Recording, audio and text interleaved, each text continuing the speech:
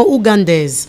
En Bakana, un bataillon spécial de la LENI a été reconditionné sur fonds propres du gouvernement. Au centre de formation temporaire de Kassangoulou, il s'est agi de la remise à niveau des 6 bataillons de la LENI avec l'appui technique et financier de la MONUSCO. Dans les provinces, les groupes mobiles d'intervention avaient également été recyclés en matière de MROP.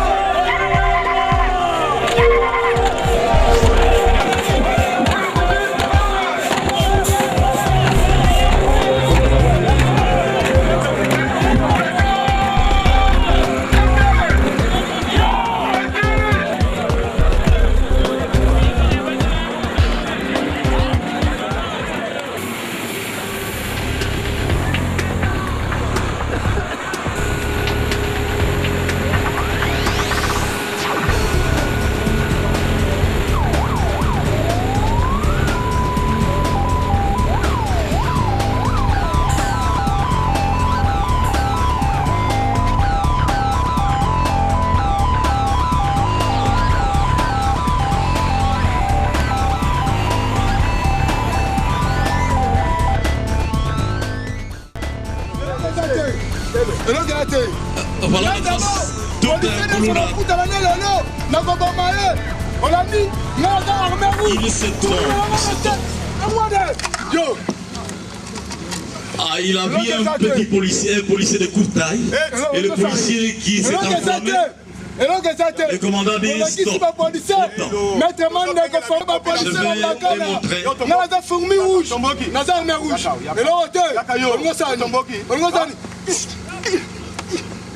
Les Koulouna voudraient démontrer à l'officier de la police, mais voilà, l'officier de la police démontre qu'il est supérieur. Ça continue.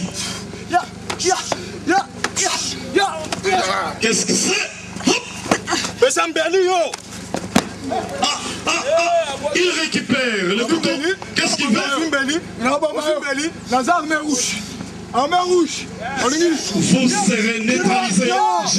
J'en suis sûr. Voilà. Il continue cet homme. Quel tétis?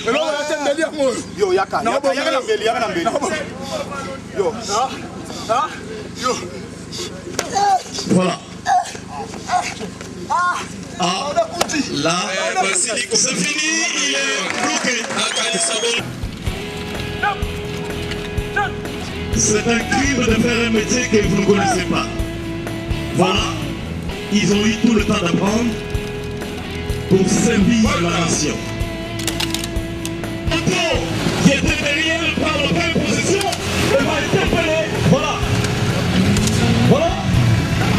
Le professionnalisme. Reste prêt à réagir.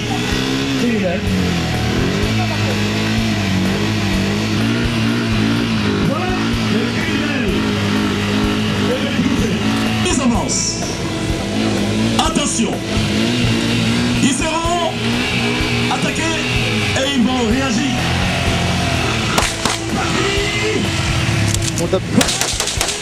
C'est maintenant.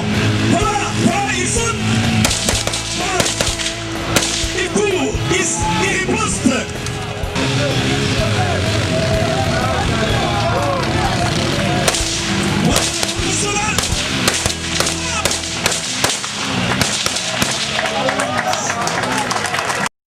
la veille de la campagne électorale qui a coïncidé avec la fin de toutes ces formations, les mêmes partenaires ont apporté un appui logistique matérialisé par les équipements spécifiques individuels du policier, les matériels anti-émeutes, les véhicules arroseurs, les matériels de communication. Cet appui est venu de la France, du Canada, des États-Unis d'Amérique, de l'Ouganda, de la République sud-africaine, de la Grande-Bretagne, auquel il faut ajouter la MONUSCO et l'Union européenne.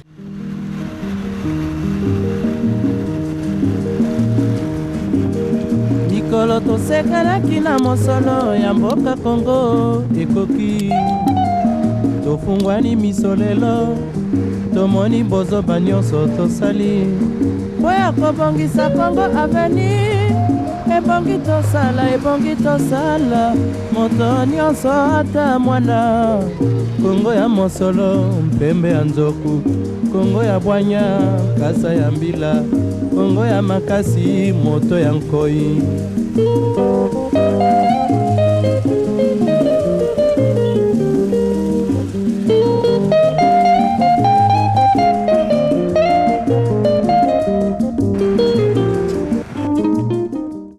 Tous ces matériels ont permis à la police nationale de maintenir l'ordre public et de sécuriser les processus électoraux sur toute l'étendue du pays, surtout à Kinshasa où les bains de sang a été évité de justesse.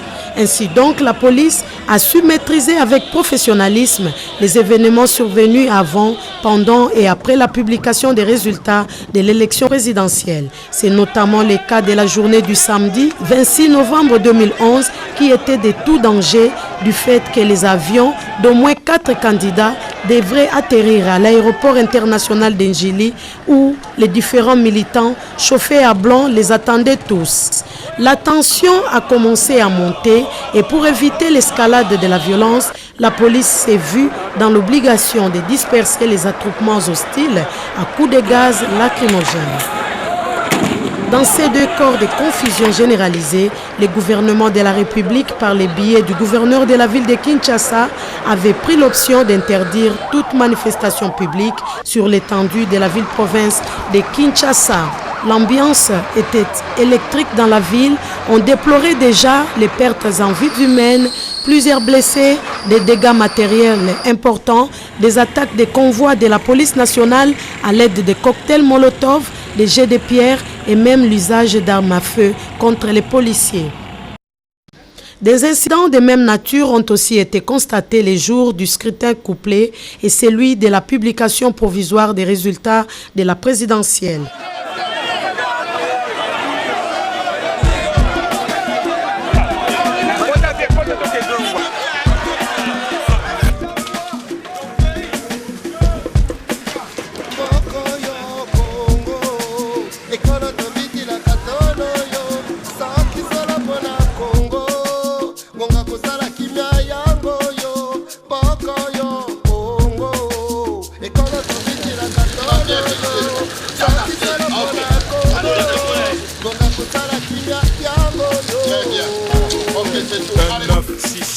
Indépendance, 40 ans après, le Congo reste une référence de la connerie humaine et de ses conséquences, souffrance, larmes, en abondance.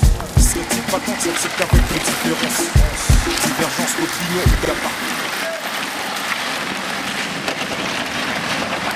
Pour convaincre la population et l'amener au calme et à la reprise de ses activités quotidiennes, le commissaire général de la PNC va multiplier les contacts avec la presse. Je me prononce en tant que commissaire général de la police.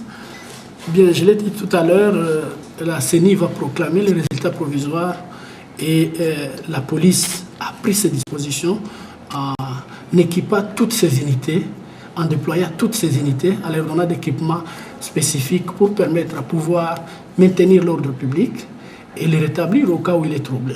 Et donc nous pensons que la police a très bien déployé ses effectifs, elle est prête, elle a toujours été prête. Donc la journée sera comme les autres journées de l'année. Donc il n'y a pas à paniquer, il n'y a pas de panique possible. Je sais que nous sécurisons la population, nous maintenons l'ordre public, les fauteurs de troubles, ils seront traités comme tels, comme auteurs d'infraction, et l'ordre sera rétabli le plus vite possible. Mais j'en appelle à la population d'évacuer à ses occupations calmement, comme d'habitude. Donc la population est appelée à vaquer à ses occupations comme elle le fait par le passé. Il n'y a pas de panique possible.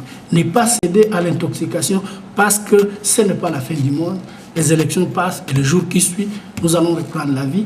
Et on a nous déchaîner pour la reconstruction du Congo. On n'a pas besoin de quoi que ce soit et de paniquer. Pour une fois, les fauteurs en eau trouble ont été appréhendés et condamnés sous la procédure de flagrance.